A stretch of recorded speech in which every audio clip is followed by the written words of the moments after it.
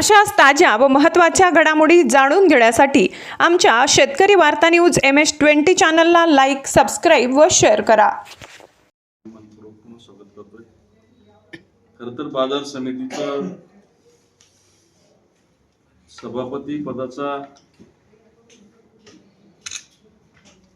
आज राजीनामा दिला.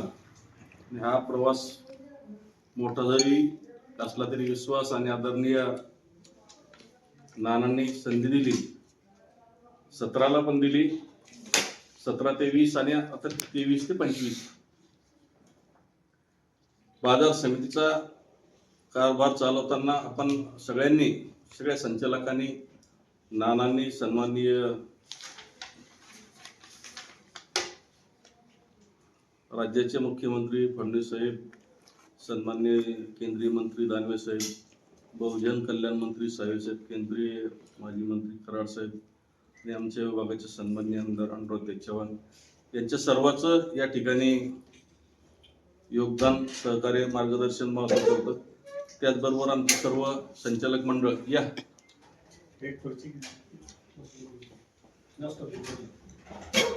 आमचे सर्व संचालक मंडळ, सर्व कर्मचारी, सर्व पत्रकार बंधू, सर्व शेतकरी, सर्व शेतीचे व्यापारी असेल, हमाली प्रतिनिधी असतील, सर्वांचं ह्या विकास कामामध्ये मोठं सहकार्य लाभलं. आणि मला जी संधी मिळाली त्या कार्यकाळात प्रचंड मोठं काम बाजार समितीचं आपल्या सर्वांच्या या सर्व पत्रकार बंधूंचं त्या ठिकाणी सहकार्य मिळालं. अनेकांचं त्या ठिकाणी आमचं काही उणेवा असतील त्याही निदर्शनात आणण्याचं काम केलं आणि सगळ्याचं सहकार्य झालं. शेवटी काम करताना कुठल्याही सभापतीच्या कार्यकाळामध्ये ते पद महत्वाचं नसतं. त्याच्या कार्यकाळामध्ये किती कामं झाली आणि काय कामकाज केलं हे महत्वाचं असतं.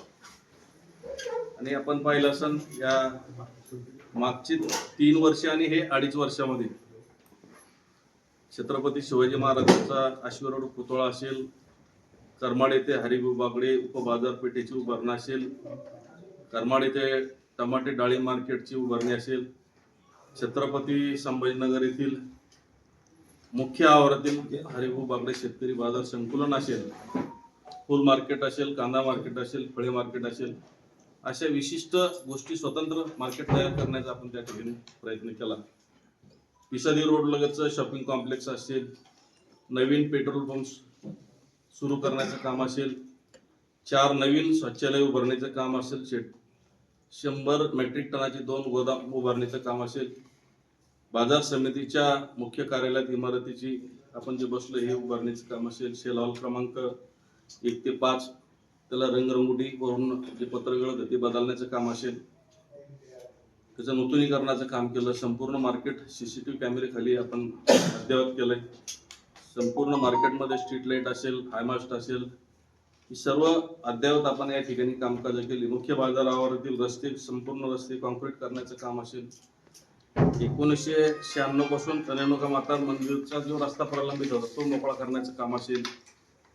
बाजार समितीचा आर्थिक फायदा जर आपण बघितला तर आपल्याला सुरुवातीला 2018ला जे 9 कोटी 64 लाख रुपये विकास शुल्क लावलं होतं ते सुद्धा आपण कमी केलं आणि ते 9 कोटी 64 लाखामधून 28,50,000 रुपये भरणा केला. त्याच्यामुळे बाजार समितीचा 9 कोटी 35 लाख रुपये आपल्याला त्या ठिकाणी बाजार समितीचा फायदा झाला. म्हणजे सवलत मिळाली.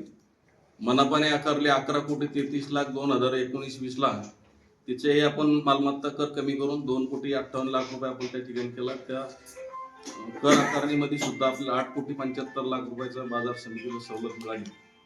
म्हणून बाजार समितीच्या 18 वर्षापासून जो पूर्वीचा प्रलंबित आराखडा होता तोही आपण मंजूर केला. आतापर्यंत नव्यानं सुद्धा आपण मंजूर केलेला आहे. तो अंतिम होणं बाकी आहे की जे डिमार्केशनची अट होती ती पूर्ण करून आपण आयुक्ताकडे दाखल केले. त्याचप्रमाणे मनपाने शेल हॉल 1 ते 5 आणि मोकळ्या जागेवरील असा आकारलेला 10 कोटी 62 लाख रुपये मालमत्ता कर आता जे मागच्या वर्षी आकारला होता तोही आपण कमी केला. कमी करून तो 3 कोटी 64 लाख रुपये आपण भरला आणि त्याच्यामुळे 7 कोटी 28 लाख रुपयाचा बाजार समितीला त्या ठिकाणी सवलत मिळाली. त्याचप्रमाणे वार्षिक उत्पन्नावर आपण जर गेलो तर 1,99,00,000 रुपयापासून बाजार समितीचं आपण 7,16,00,000 आपण उत्पन्न बाजार समितीचं वाढवलं.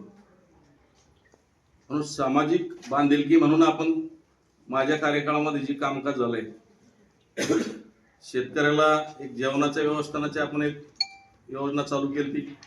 करमाड येथे 2018-19 दुष्काळ पडला, त्यावेळेस आपण शेतकऱ्याला त्या ठिकाणी चारा छावणी उभी केली, शेतकऱ्याला त्या ठिकाणी मोफत जेवण दिलं.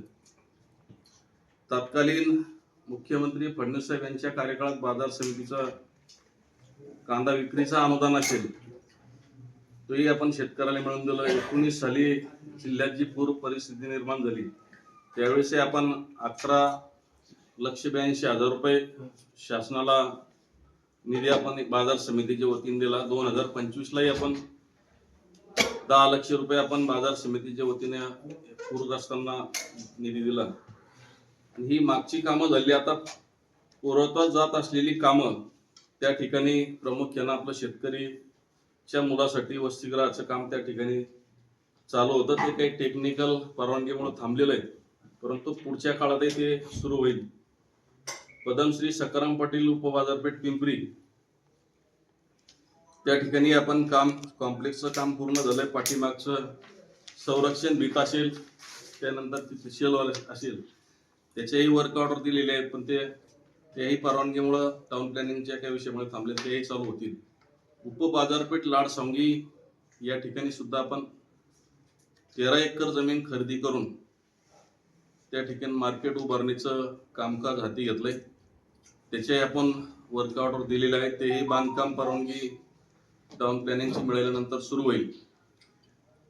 आणि ही सर्व कामं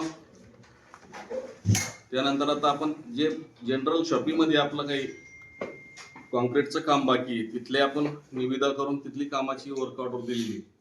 म्हणजे जवळपास आपल्या हातावर अजून वर्ष, 1.5 वर्ष, 2 वर्ष पुरतील एवढी कामं मंजूर आहेत. निधी उभा करणं आणि कामकाज करणं पुढच्या काळामध्ये ते काम बाकी आहे.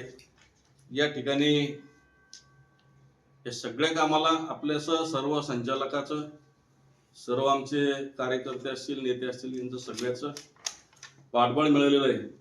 म्हणून हा राजीनामा देताना बाजार समितीमध्ये विकास कामे पूर्ण करण्यासाठी मला सगळ्यांनी, फडणवीस साहेब असतील, सन्माननीय बागडे साहेब असतील, सन्माननीय दानवे साहेब असतील, सन्माननीय साहेब केंद्रीय मंत्री माजी कराड साहेब असतील, अनुराधाताई चव्हाण आमदार हे असतील, यांच्या यातला प्रमुख मार्गदर्शन मला मिळालं.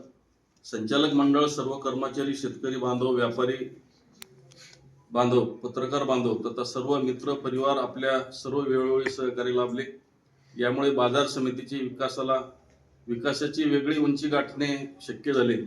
बाजार समितीचा सभापती पदाचा कार्यकाळ असताना अनेक वेळेस विकास कामं करून शेतकरी व्यापारी यांचे हित जोपासण्याची संधी मिळाली. त्याबद्दल मी सर्वांचे मनपूर्वक या ठिकाणी आभार व्यक्त करतो. पुन्हा आपले सर्वांचे धन्यवाद.